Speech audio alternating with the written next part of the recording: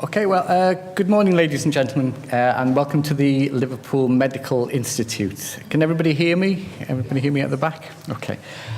So welcome to the Liverpool Medical Institute, and this is a first in a series of talks about the medical care in the First World War, right up to the present day. And it's a collaboration between the Medical Institute and 208 Liverpool Field Hospital to commemorate the beginnings of the Great War.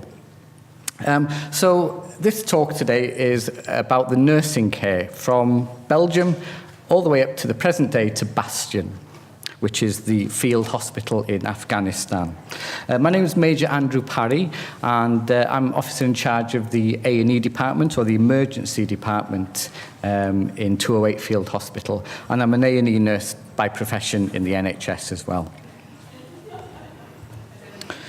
So we always start with a selfie, and the selfie is a 21st century phenomenon, really, because we all like to take selfies. We all like to be a part of a greater thing. So a selfie, I should have been listening to the safety instructions, really, more than taking a selfie. But a selfie is a 21st century invention, and it's to demonstrate, really, the revolution in media, in online, in digital, compared to the selfie of 1914, which is a lot more formal, a lot more sort of staid and laid back. So I'm going to talk a little bit about the nursing profession's contribution to military medical care now. And Henry Suter, who was a surgeon in the first Belgian field hospital, succinctly put it like that, really, where the glamorous end probably is the surgeons and the physicians, and the dirty, hard-working end is probably the nursing professions, and it's probably still the same today.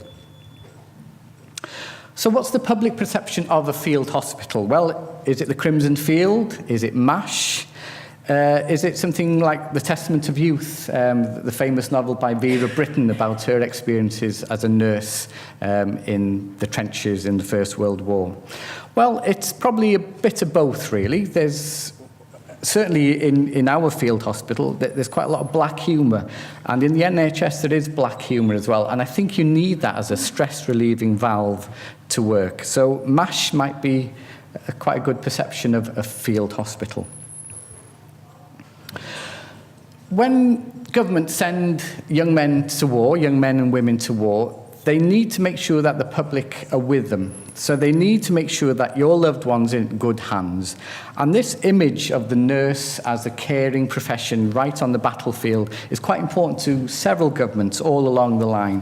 From Florence Nightingale with her lamp in the Crimea, to Mary Seacole, to Mary and Chisholm and Elsie Inglis. They're all important to make sure that your loved ones, in times of danger, are being cared for by the ultimate professionals and the caring professionals that they are. A little bit of statistics now from the Great War. And when you look at them in black and white, it's quite shocking, really. And statistics like that would not be tolerated by the public or by any government today, thankfully.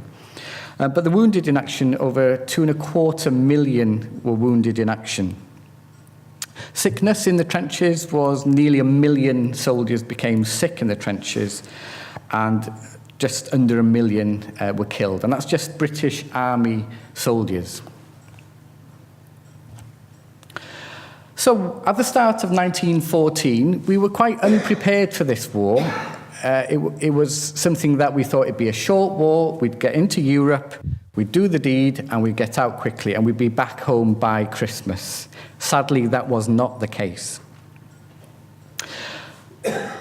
The foundations of nursing, obviously from Florence Nightingale and military nursing, became consolidated in the Boer War from 1902 onwards. And after that, the government decided that they needed to reconfigure the nursing services in the military. And they instigated the Queen Alexandra's Imperial Military Nursing Service. And this was quite a small service, because in the interwar years, between the Boer War and the First World War, it was a very small cadre of personnel, only 300 personnel. If you compare that to 1918, that 300 personnel had jumped to 10,000 nurses. So that's quite a big jump in those 4 years. So the nursing numbers in 1914, at the start of the war, they rapidly increased it from 300 to 500, and they thought 500 nurses would be more than sufficient for a small war in Europe. But again, they were wrong. There was also a territorial force nursing service, and they were mainly based in the UK, and they were there to support their regular army nursing colleagues. And there's also a VAD, voluntary aid detachments, and there's 2,400 personnel all along in the UK. And they mainly did the sort of housekeeping, the cleaning the wards, making sure that the areas were clear and clean. However, that short war in 1914 quickly became a monster. And by Christmas 1914, the rushes, what they call the rushes, or the rushes of casualty, were almost overwhelming. And by that time, there was 90,000 casualties in that short 6 months, and over 50,000 dead. And the government panicked because they thought, this isn't going to be a short war, this isn't going to be home by Christmas, keep the home fires burning, this is going to be a major campaign. And by that time, of course, the rush to the sea, where the Allied forces were pushed to the sea, quickly consolidated into a long trench warfare system, over 450 miles long, from the North Sea all the way down to the Mediterranean. And quickly, artillery shells, the new modern machine gun, pinned down all these moving parts. And the only way to survive that was to dig in and to become trenches. And quite quickly, it became a trench warfare. And sadly, that trench warfare and the land in between that didn't move much up until 1918. It was built in and dug in. And it's quite an interesting picture. If anybody's been to the Tower of London recently and seen the commemoration with the poppies, that is well worth seeing. It gives you a visual representation of the carnage that there was in the First World War. And all these poppies, it's not a very clear picture, but all these poppies signify individual lives lost, and they're ceramic poppies. And that field of poppies will grow up until the commemoration as people place more poppies in the grass. So, because it became into a trench warfare and it was a mechanized warfare, the government panicked and thought, we need more troops, we need more nurses. So there was an urgent demand for nurses, and there was a big recruiting campaign across the UK. They were calling for nurses to come and do their bit. However, there was some offers of help that were quickly dismissed, and that's because there was a bit of a political undercurrent. And one of these, I'd like to introduce you to Elsie Inglis. Has anybody heard of Elsie Inglis before? She was a well-known suffragette, but she was also a pioneering surgeon from Scotland. And she offered a Scottish field hospital, complete with 300, 400 nurses and a full complement of doctors to go to the trenches to help out. However, because she was a suffragette and because there was a political undercurrent, she was told, quite arrogantly really, go home and sit still. We don't need your services. But later she set up a field hospital with the French and the Belgian forces and became a celebrated field hospital with cutting-edge leading care. Another little lady I'd like to introduce to you, Meddlesome Millie. She was Millicent, Countess of Sutherland. Now, she was one of the aristocracy of the UK, and because of this call for extra nurses and more surgeons at the front, she decided to do her bit. And what she did was set up a field hospital along with the French Red Cross. And she became quite hands-on along a long line of other aristocratic families, because these aristocratic ladies were quite used to running large households with lots of staff and big budgets. So running a field hospital came almost second nature to her. But Millicent, or the Countess of Sutherland, she was quite a hands-on nurse. And this quote here that she quotes, to wash wounds, to drag off rags and clothing soaked in blood, to hold basins equally full of blood, to soothe the soldiers' groans. And that's what she thought was her main aim, to help the soldiers on the trenches. And it's quite ironic, really, that the nursing profession has been criticised over the few generations because becoming too academic, too posh to wash. And really, it's quite ironic that you couldn't get a posher washer than the Countess of Sutherland. Today, of course, we are more prepared. A lot of the VADs, the voluntary aid detachments, arrived in France. They were middle-class and aristocratic ladies who had never seen a bare naked man, had never seen a wound, had never been accustomed to dirt or disease. So it was quite a shocking experience for them. Today, of course, we are more prepared for that. And this is a picture of the Army Military Field Hospital in York. And that's the trainer with an exact replica of the field hospital in Camp Bastion. So before we're deployed on any operations to Afghanistan or to Iraq, we train in this trainer, this large hangar in York, for several months. So we get drilled into the cutting-edge technology and all the treatments. So by the time we arrive in Afghanistan, we're ready to go and we can hit the ground running, unlike a lot of the nurses that were in the First World War. Of course, the tragedy of war yields many advances in medicine. The main advances in the last 10 years, in the last decade, is the treatment of catastrophic hemorrhage. And I'll talk a little bit about catastrophic hemorrhage later. Also, novel hemostatics, basically drugs or treatments to stop people bleeding to death on the battlefield. So hemostatics, that means to stop people bleeding. Things like negative pressure wound care, prosthetics, rehabilitation has been transformed in the last decade since Afghanistan. And also our treatment of mental health care. And there's a lecture tomorrow, I think, on mental health care in the military, which will be quite interesting as well. So today's challenge then is catastrophic hemorrhage. I'll skip over that, but that's just a picture of the blood loss within a couple of seconds of a patient arriving in an emergency field hospital. And these people bleed to death in front of you. So that's the treatment that's been most advanced in the last decade. A little talk about the 14-18 war. At the start of the war, the survival rate for gunshot wounds to the leg were 20%. Which is a very small number. You were lucky to survive a gunshot to the leg, especially with a fractured femur. By 1917, however, that percentage had gone up to 82%. And does anybody know the reason for that? Thomas Splint, excellent. Yeah, the Thomas Splint. Thomas Splint developed in this city by Hugh Owen Thomas, a Welsh orthopaedic surgeon, and Liverpool became a centre of excellence for orthopaedic surgery during the war under his guidance. And the Thomas Splint basically is a splint to stretch the femur to keep it away from blood vessels so it doesn't cut blood vessels inside.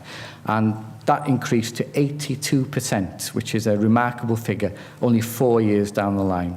And that was a direct result of war surgery. Today's survival rates, well, you'd be glad to hear, it's 98%.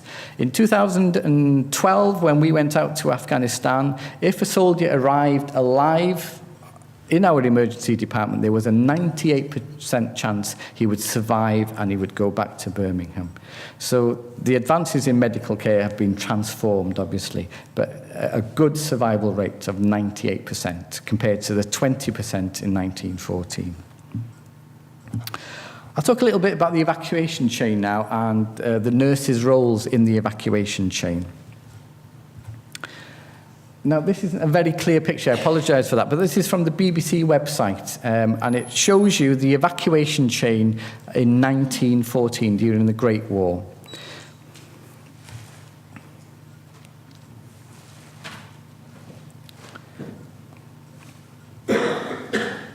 Of course, in the trenches, when you became injured, you had the buddy-buddy system where your colleague or the person next to you would treat you as best they could.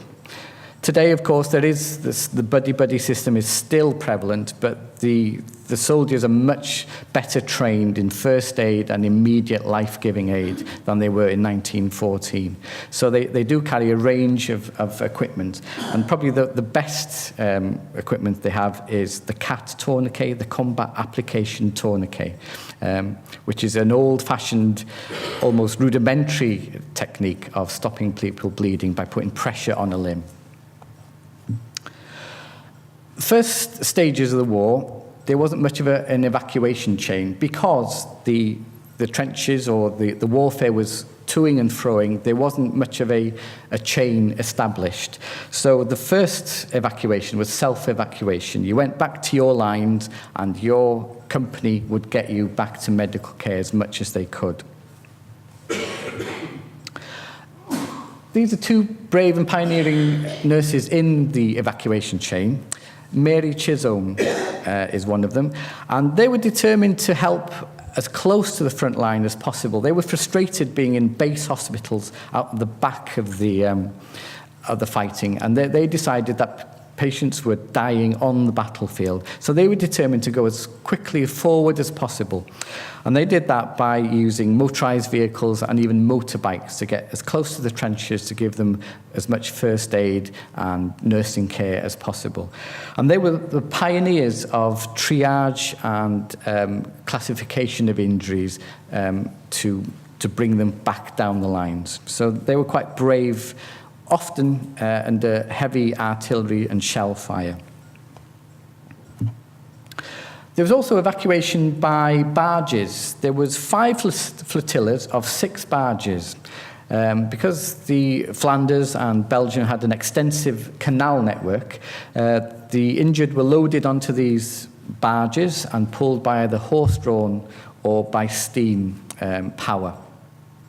And they were loaded 30 patients at a time into these 5 flotillas of 6 barges and brought to the base hospitals. And the base hospitals were situated at railheads near the English coast, where they would be recuperated and then transferred back to the UK. And of course, there was extensive use of ships to take them back to the UK, where they were put on trains and then mainly arrived at Charing Cross and King's Cross stations, where they were then evacuated to all parts of the United Kingdom. Today, the clinical timelines are a lot quicker. Often during long campaigns, wounded men were in no man's land or in the trenches for up to 16 hours without treatment. And often the cold and the weather used to kill them more than their wounds. So the evacuation was slow, it was rudimentary, and it was time-consuming. Today, the clinical timelines are a little bit quicker. And today we use extensive use of air and air cover. So we use the MERTS, the Medical Emergency Response Team, which has a consultant and 2 A&E nurses and paramedics on board to treat patients as soon as they arrive at scene. So they're having care in the air, and it normally takes about 9 to 12 minutes to arrive in Camp Bastion in the base hospital.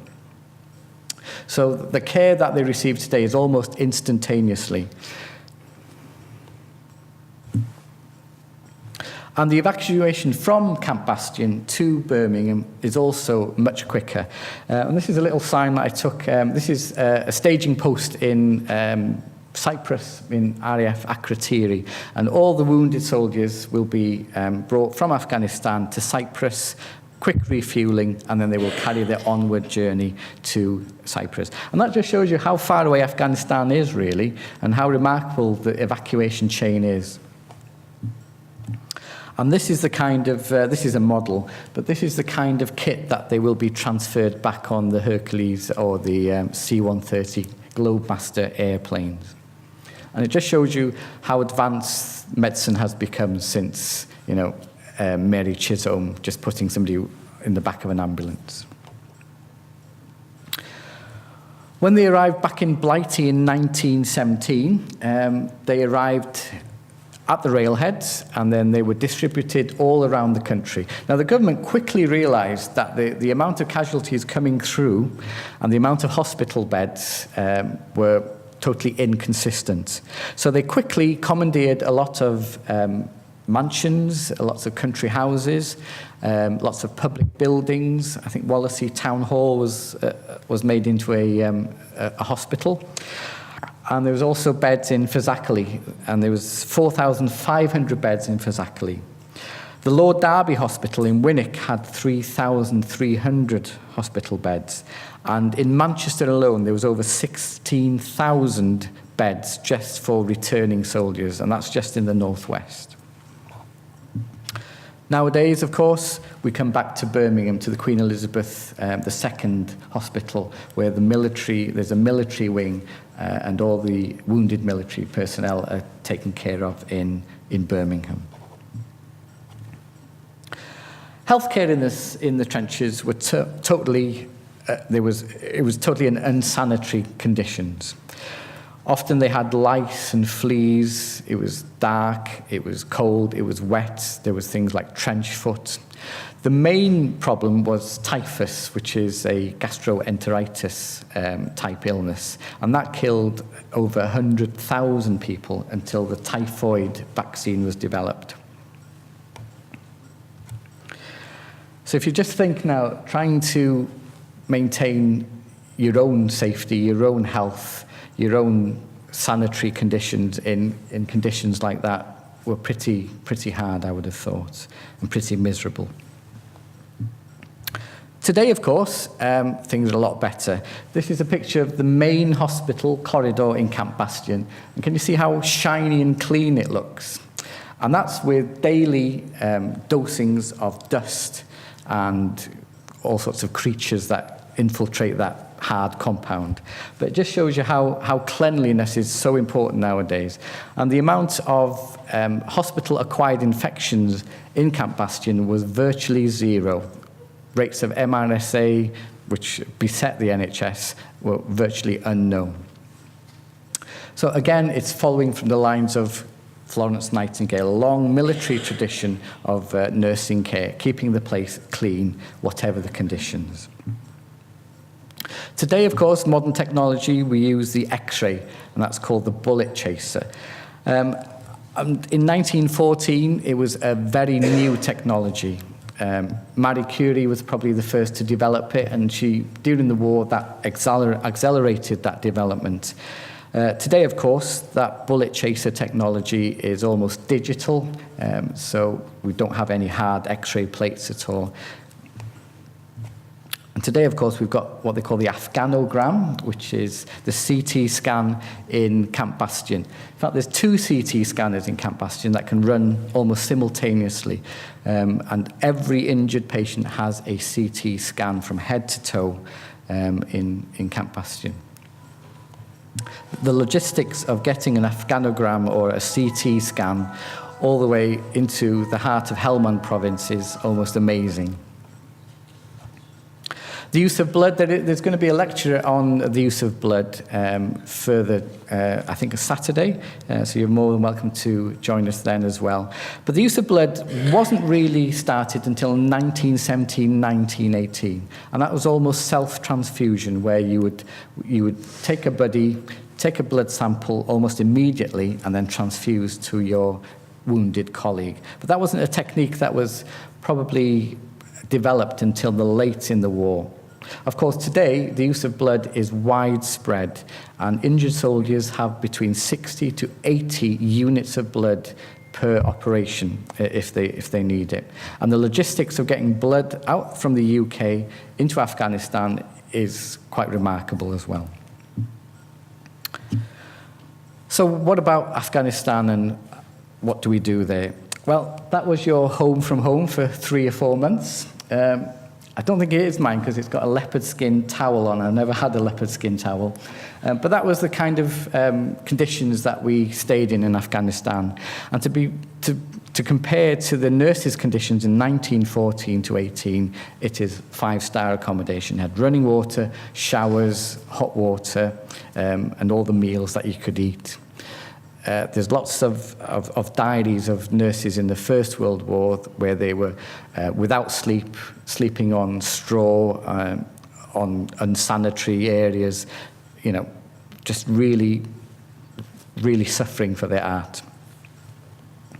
Of course, it's not always black and depressing, and that was some of the surgeons on Christmas Day in 2013, I think. And it shows you that, war is a tragic thing, but you have to let off steam as well.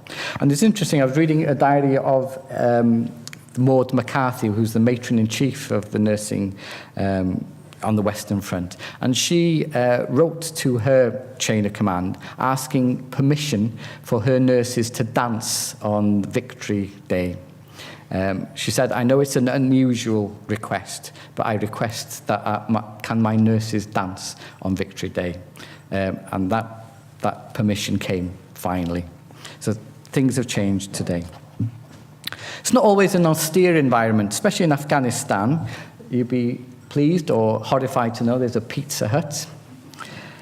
There's also a green bean coffee cafe and plenty of shops in Camp Bastion itself. So, of course, the welfare of the soldiers are well catered for nowadays.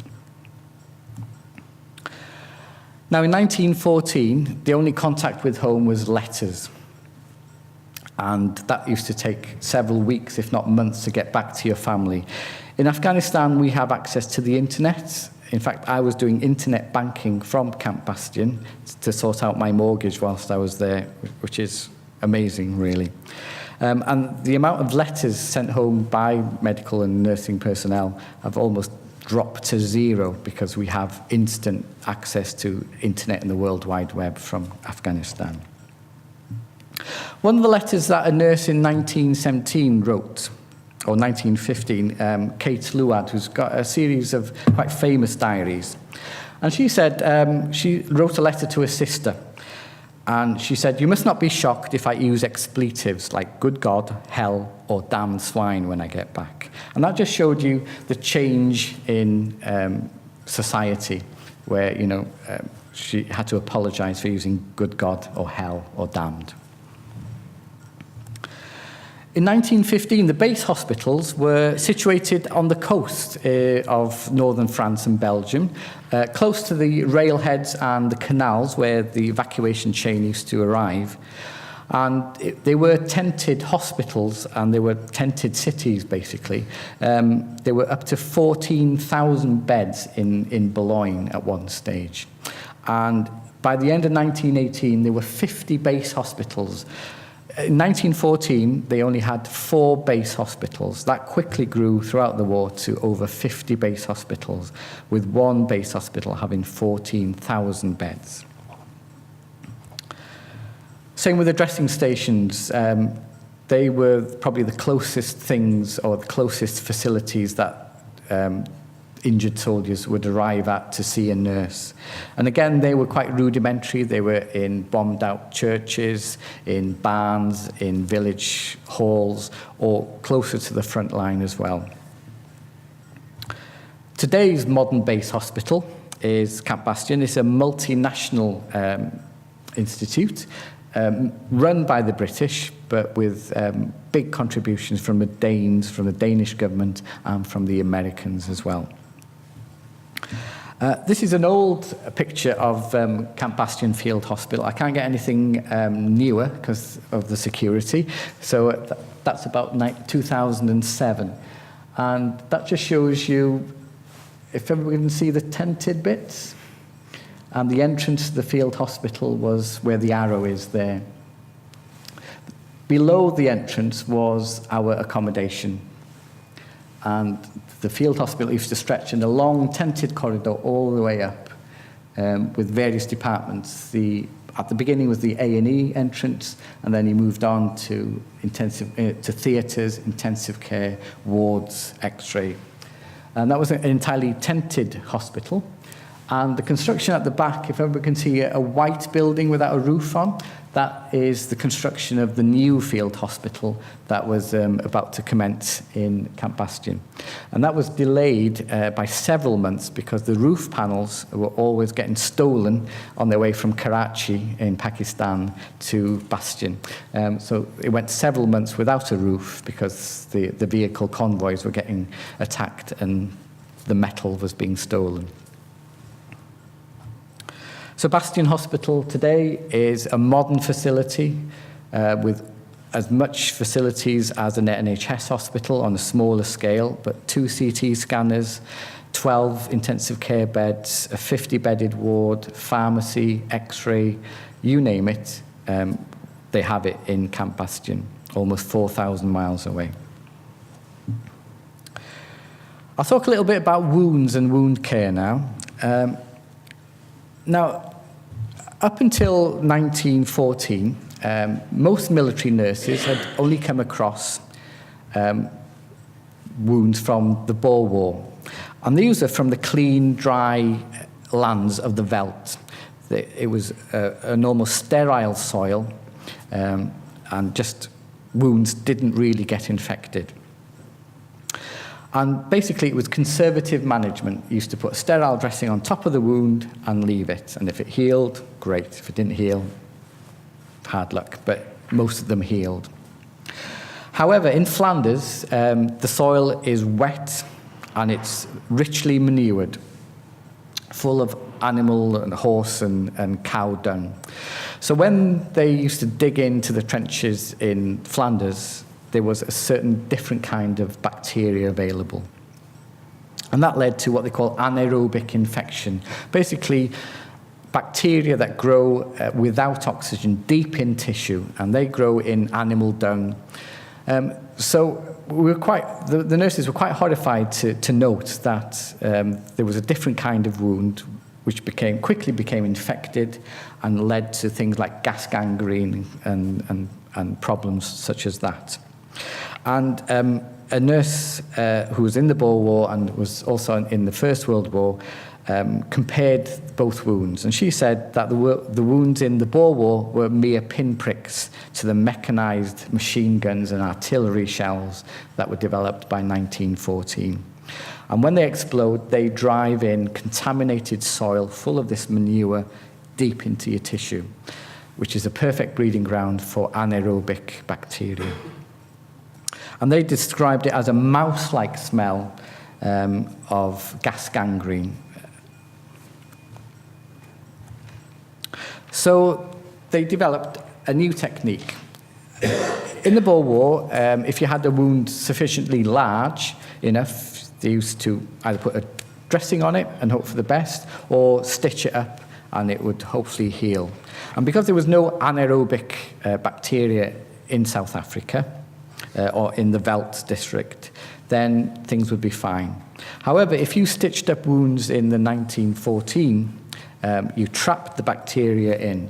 So they came up with a plan of what they call delayed primary closure, where you left the wounds open, flush out all the bacteria and the debris, and then hopefully the wound will heal from the base up instead of closing from the top. Of course, antibiotics were the game changer, but antibiotics weren't developed until the late 20s, early 30s. So we were a decade away from antibiotics, which could have saved hundreds of thousands of lives in the First World War. Today, of course, antibiotics are the mainstay of any wound infections and any treatments. And we used to use copious amounts of intravenous antibiotics as nurses in Afghanistan. So before antibiotics, what did you have? Well, you had antiseptics. And basically, they were developed during the First World War as ways of trying to flush out the wounds and trying to kill the bacteria. Because we didn't understand bacteria or microbiology as well as we do today, a lot of these substances were quite toxic and quite toxic to the tissue and did probably more damage than they helped in the end. But a lot of these, especially USOL, if you were an old nurse, you might remember using USOL.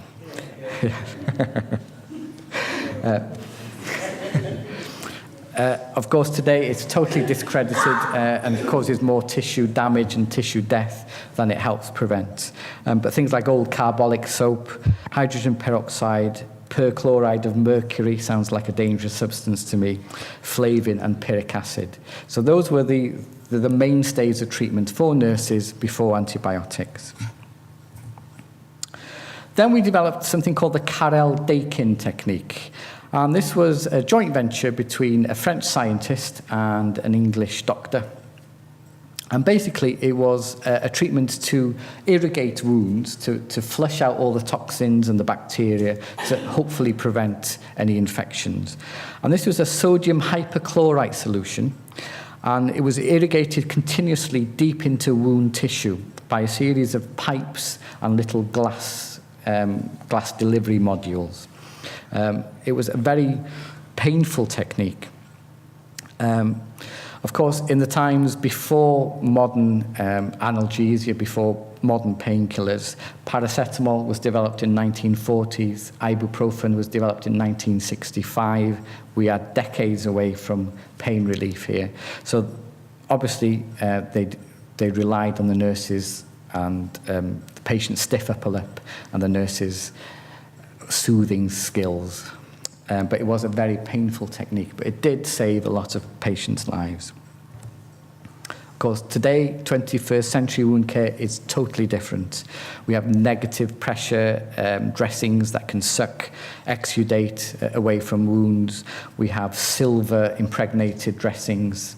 We have dressings that are tailor-made for each individual patient. So the revolution is astounding. Talk a little bit about triage. You've probably all heard of triage by now. Triage is a way of specifying how seriously injured you are and how quickly you need to get some treatment.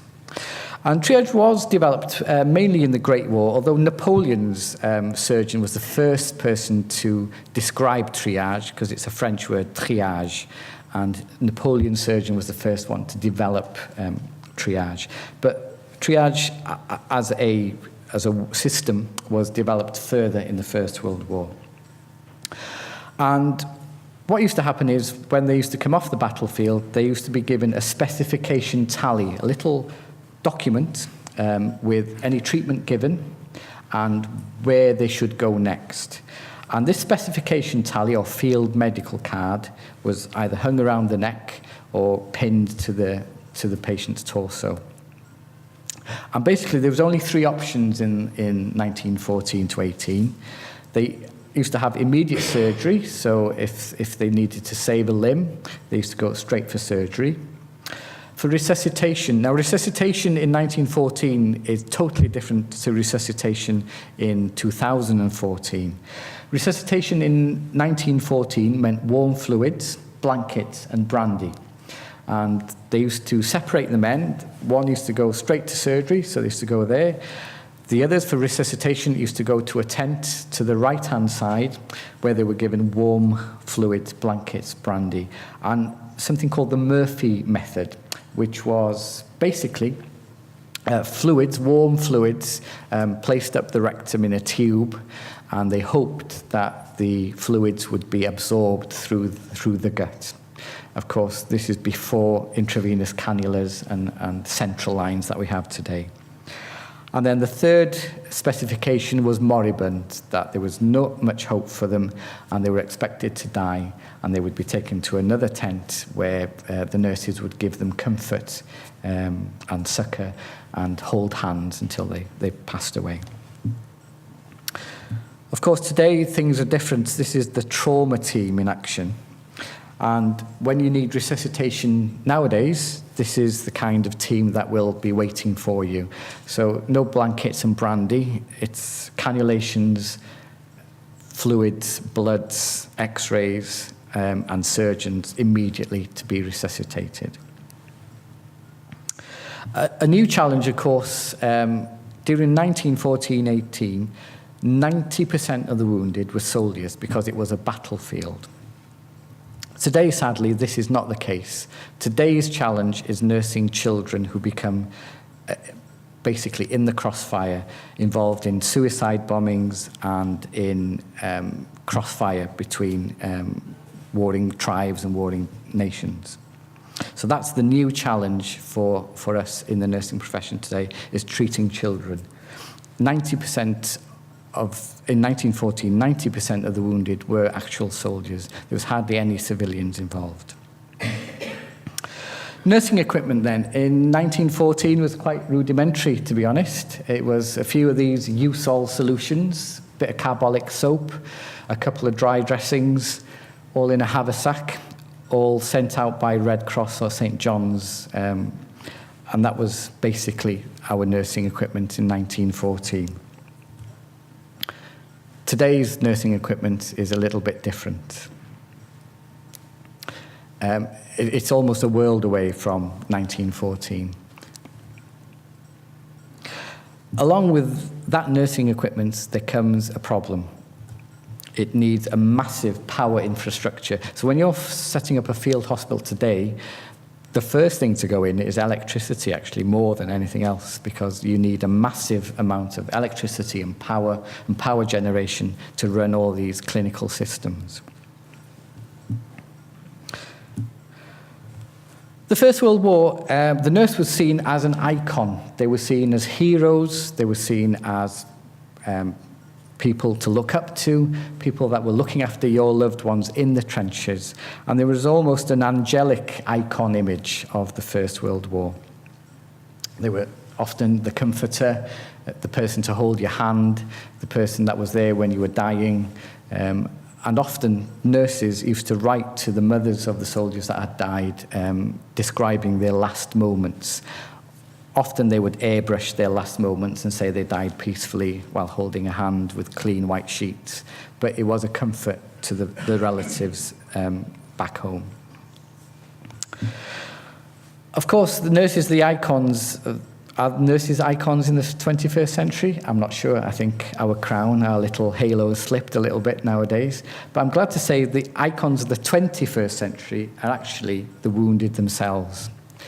These are the heroes of the 21st century warfare.